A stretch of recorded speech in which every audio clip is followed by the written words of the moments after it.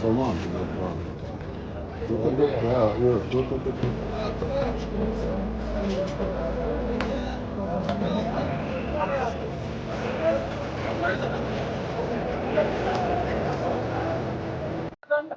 Yakshanba tongi soat 5 ham bo'lmagan. Dadam tur bozorga ketamiz derdi.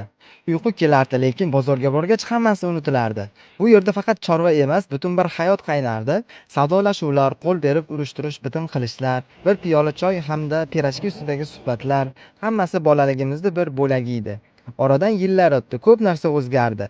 21-asr texnik asr bo'lganligi uchun ko'pchilik chorvalarini ijtimoiy tarmoqlarda sotishmoqda. Lekin Yaypan chorva bozorining shovqini va muhiti hanuz o'sha.